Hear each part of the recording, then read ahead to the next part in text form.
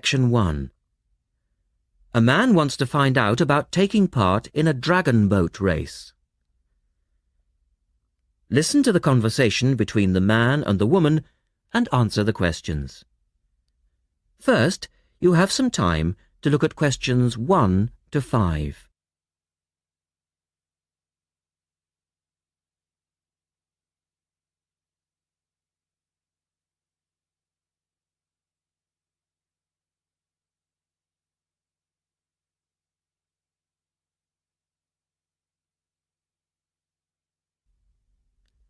Now we shall begin. You should answer the questions as you listen because you will not hear the recording a second time. Listen carefully and answer questions 1 to 5.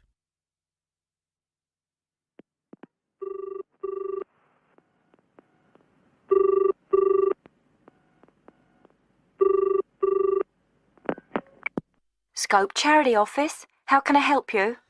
Oh, hello. I'm ringing about the dragon boat race that you're asking people to take part in. Oh, yes. We still need a few more teams. Are you interested in joining the race? Yes, we want to enter a team, but we don't know anything about it. Could I ask you for some more information first? Of course. I don't even know when it's being held. It's taking place on the 2nd of July. Is that a Saturday? No, it's a Sunday. It's a much more popular day and more people can take part then. Right. And where's it being held? At the Brighton Marina. Oh, I'm an overseas student. Could you spell that for me? Yes, it's Brighton Marina. That's Marina. Do you know where it is? I'm not sure. It's a couple of miles past the Palace Pier. Oh, yes, I know it. You take a right turning off the coast road, or you can cycle along the seafront. That's good. What time does the race start? Well, the first heats begin at 10 a.m, but you need to register half an hour before that, at 9:30, and we really recommend that you aim to be there by 9. It's a good idea to arrange a meeting place for your team. Right. And the race is to help raise money for charity? It is. We're asking every team member to try and raise £35 by getting friends and/or relatives to sponsor them. Every crew member will receive a free tournament T-shirt if your team manages to raise £1,000 or more. Oh, that's quite good. Also, we're holding a raffle. Every crew member who takes part in the race this season will be entered into a free prize draw. Oh, what's the prize? It's pretty good. It's a holiday in Hong Kong. Sounds great. The man asks for more information. Look at questions 6 to 10.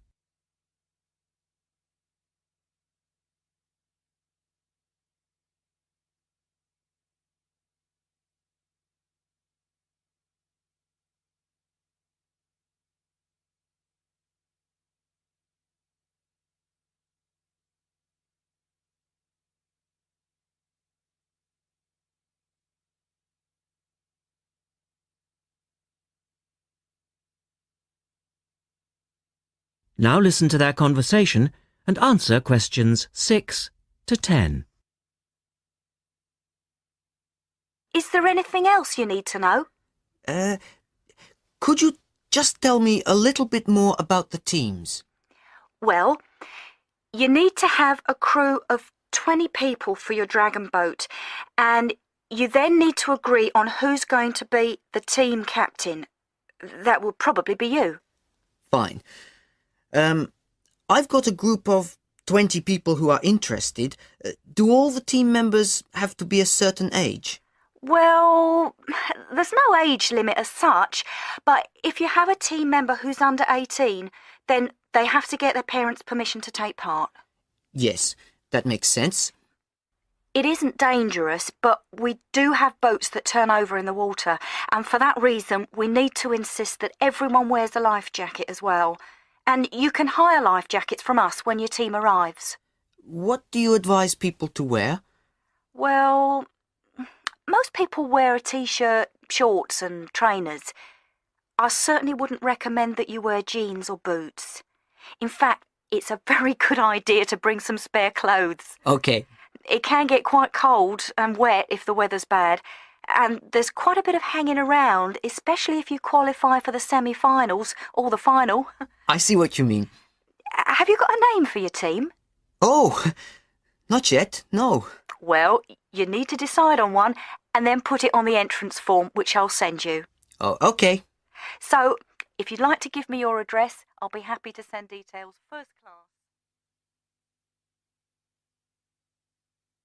That is the end of section 1. You now have half a minute to check your answers.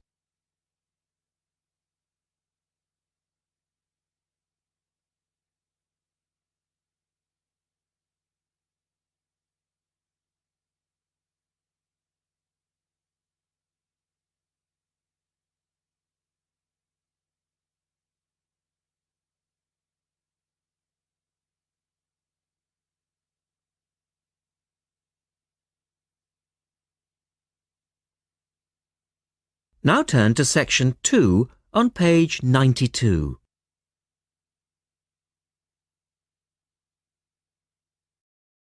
Or section 2. You will hear a talk by a wildlife specialist on a type of bird called a kiwi. First, look at questions 11 to 15.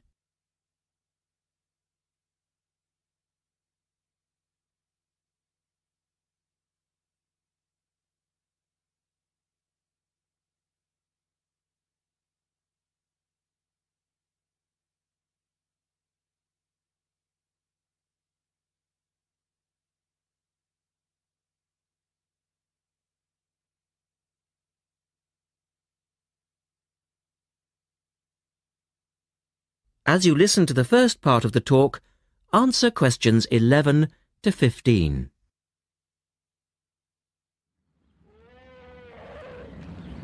Ladies and gentlemen, welcome to Auckland Zoo on this sunny Sunday afternoon and to our special Kiwi fundraising event. My job is to tell you all about the amazing little Kiwi, and your job, hopefully, is to dig deep in your pockets. Now, for the benefit of our overseas visitors here today, I should explain first of all that the kiwi is the national bird of New Zealand, and sometimes New Zealanders themselves are known as kiwis. Now, while kiwis in the wild are a rare sight, the kiwi as a symbol is far more visible. Apart from being in toy stores and airport shops all over the world, you'll find them on our stamps and coins. The kiwi is the smallest member of the genus Apteryx, which also includes ostriches and emu. It gets its name from its shrill call, which sounds very much like this. Kiwi! Kiwi! Kiwis live in forests or swamps and feed on insects, worms, snails and berries. It's a nocturnal bird with limited sight, and therefore it has to rely on its very keen sense of smell to find food and to sense danger. Its nostrils are actually right on the end of its long beak, which is 1/3 of the body length. Now, here's an interesting fact. Although kiwis have wings, they serve little purpose, because the kiwi is a flightless bird.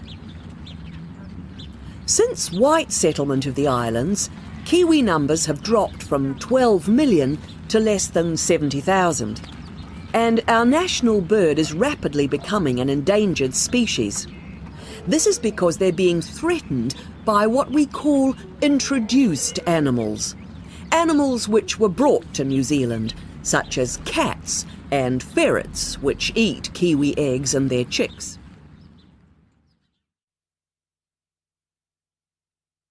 Now look at questions 16 to 20.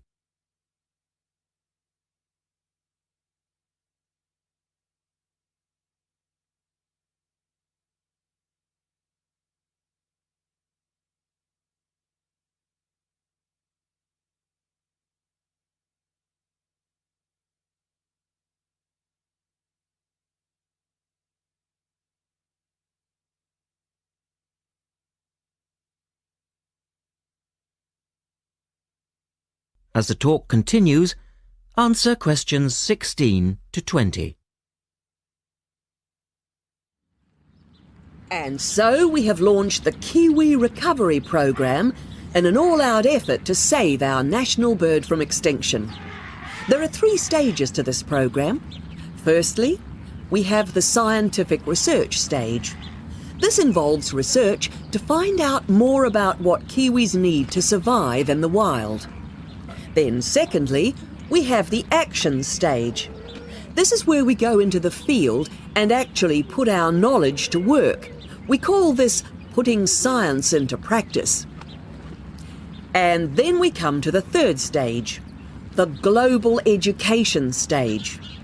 By working with schools and groups like yourself, as well as through our award-winning Kiwi website, we are hoping to educate people about the plight of the kiwi. As part of the action stage, which I just mentioned, we've introduced Operation Nest Egg, and this is where your money will be going. It works like this. It's a 3-stage process. First of all, we go out to the kiwi's natural habitat and we collect kiwi eggs. This is the tricky part, because it can be very difficult to find the eggs. Then, in safe surroundings, away from predators, the chicks are reared.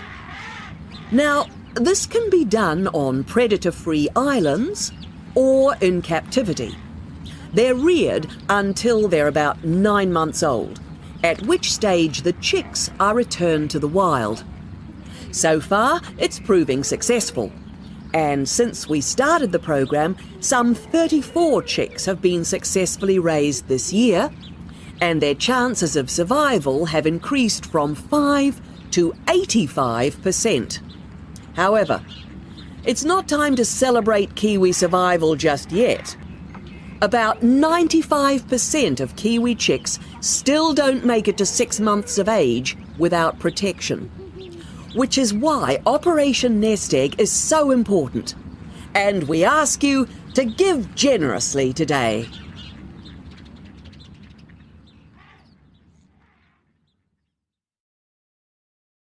That is the end of section 2. You now have half a minute to check your answers.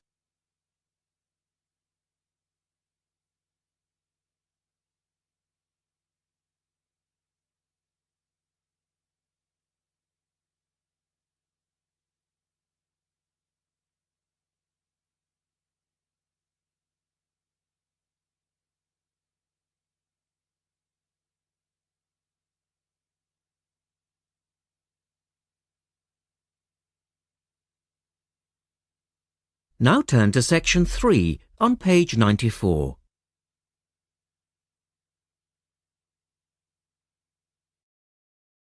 Section 3.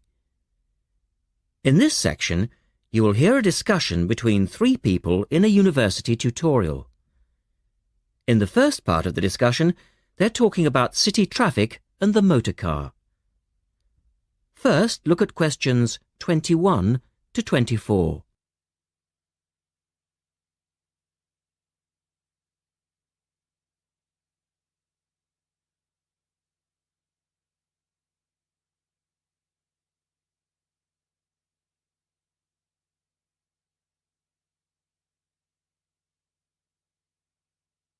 Now listen to the first part of the discussion and answer questions 21 to 24. We're very pleased to welcome Professor Isaac Nebworth to our tutorial group today. And he's come to share one of his pet passions with us, city traffic and our Western dependence on the motor car. I believe questions are quite welcome throughout. Thank you. Well, I know you're all very familiar with the superhighway here in Melbourne, but do superhighways automatically lead to super wealth, as our politicians would have us believe? I think not. Can you give us an example of what you mean exactly? Sure. Well, by continuing to encourage this dependence on the motor car, we simply create more congestion and more urban sprawl. And you can see that here in Melbourne, right under your nose. Excuse me, I would just like to say that I feel the sprawl is part of the city.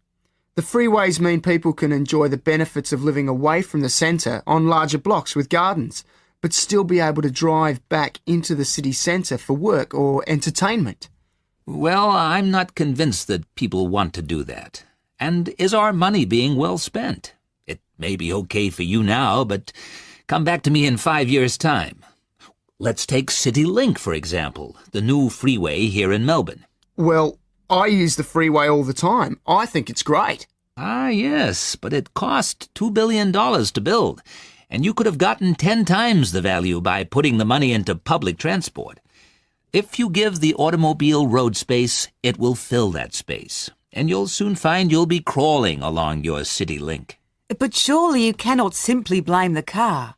Some of the blame must rest with governments and city planners. Well, there is an argument, surely, that building good roads is actually beneficial because most new cars these days are highly efficient. They use far less petrol than in the past, and emissions of dangerous gases are low. Old, congested roads, on the other hand, encourage traffic to move slowly, and it's the stationary cars that cause the pollution and smog, whereas good roads increase traffic speeds and thus the amount of time cars are actually on the roads. Well, this is the old argument put forward by the road lobby, but for me it's clear-cut. Roads equal cars, which equals smog. Public transport is the way to go. In the second part of the discussion, the professor talks about public transport in different cities. Look at questions 25 to 30 first.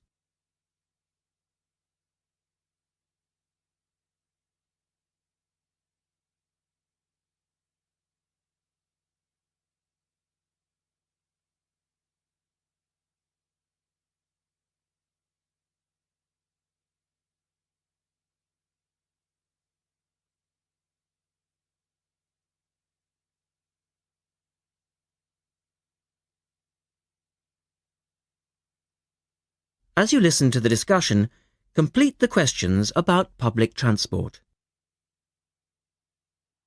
Now, on that topic of public transport, I read somewhere recently that Australia isn't doing too badly in the challenge to increase the use of public transport. Better than America, granted, but by comparison with Canada, it's not so good. For instance, if you compare Toronto with the U.S. metropolis of Detroit, only 160 kilometers away, in Detroit, only 1% of passenger travel is by public transport, whereas in Toronto it's 24%, which is considerably better than Sydney, which can only boast 16%. Well, I think it's encouraging that our least car-dependent city is actually our largest city. 16% of trips being taken on public transport in Sydney isn't too bad. But it's a long way behind Europe. Take both London and Paris, for instance, where 30% of all trips taken are on public transport. Well, they do both have an excellent underground system. And Frankfurt comes in higher still at 32%. I understand that they've been very successful in Copenhagen at ridding the city of the car. Can you tell us anything about that experiment? Yes, indeed. Copenhagen is a wonderful example of a city that has learned to live without the motor car. Back in the 1960s, they adopted a number of policies designed to draw people back into the city. For instance, they paid musicians and artists to perform in the streets. They also built cycle lanes, and now 30% of the inhabitants of Copenhagen use a bicycle to go to work. Sydney, by comparison, can only boast 1% of the population cycling to work. It could have something to do with all the hills? Then they banned cars from many parts of the city, and every year 3% of the city parking is removed. And by constantly reducing parking, they've created public spaces and clean air. Really? There are also freely available bicycles, which you can hire for practically nothing. And, of course, they have an excellent public transport system. Well, that's all very well for Copenhagen, but I'd just like to say that some cities are just too large for a decent public transport system to work well, particularly in areas with low population, because if there aren't many people using the service, then they don't schedule enough buses or trains for that route. I accept that there's a vicious circle here, but people do need to support the system. And secondly, the whole process takes so long because usually you have to change. You know, from bus to train, that sort of thing. And that can be quite difficult. Ultimately, it's much easier to jump in your car, and often it turns out to be cheaper. Sure, but cheaper for whom? You or society? We have to work towards the ideal and not give in all the time because things are too difficult.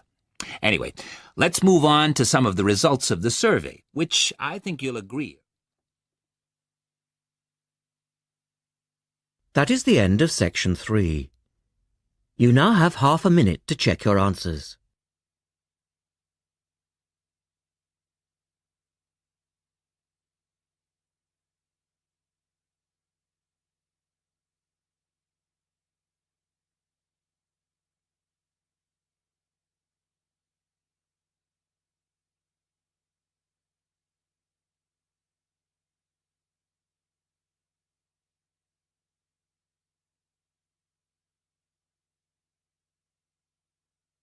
Now turn to section 4 on page 96.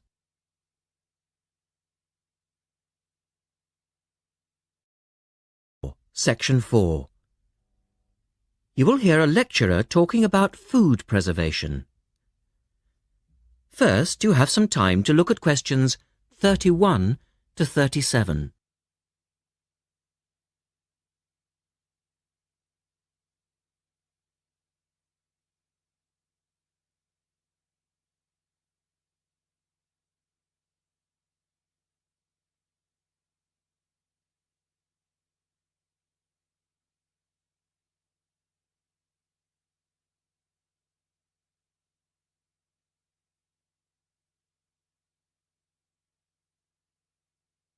Now listen carefully and answer questions 31 to 37.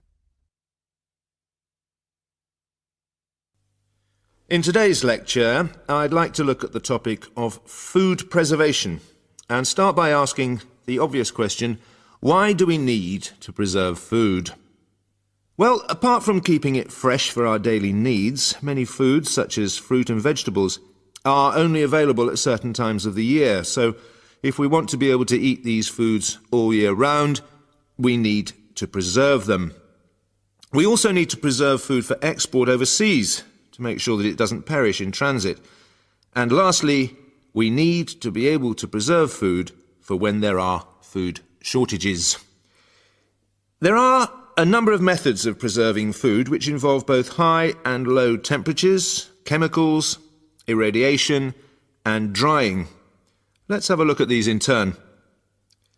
In the 1870s, the French scientist Louis Pasteur showed that microorganisms in food could be destroyed by raising the temperature of the food, a process now known as pasteurization.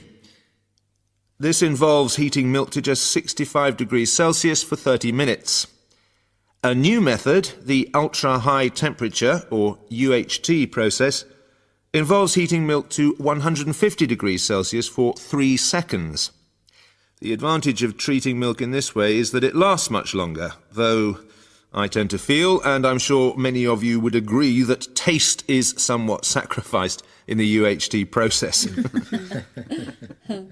Tin cans were first used in the early 1800s to store and preserve food. Just as they are now, the cans were tin-plated steel containers, and the process had the advantage of being cost-effective. Unfortunately, however, there were many early cases of food poisoning because the canning process was not fully understood at that stage. We now know the exact temperature and length of time each food needs for proper preservation, which has greatly reduced the risk of food poisoning. People living in cold climates often preserve food by burying it in the snow, and the Romans knew all about the advantages of packing food in ice. But for most people, this was not an option until the invention of the refrigerator in 1834. Today, however, refrigeration is the most important means of preserving food because the food stays fresh without needing to be treated. However, refrigeration requires an electricity supply, and unfortunately, if the power goes off, so does the food. A variety of chemicals can be added to food, and you'll find their names listed on the labels of cans and bottles. Salt is probably the oldest of all the chemical preservatives and was used by many ancient civilizations for many years. Sugar also acts as a preservative and is used to preserve jams in much the same way that vinegar is used to pickle foods. Chemical preservatives are effective, but they do not suit all foods, and the processes involved are time-consuming. Another method of preserving food is by drying it. Most foods are 75% to 90% water, so if you remove the water, the microorganisms simply can't survive. When food is dried, it not only lasts a long time, but it also becomes much lighter, which is a big advantage, as this makes it cheap to store. Though some people argue that valuable nutrients are lost in the process. In the second part, the speaker describes the process of drying food. Look at questions 38 to 40.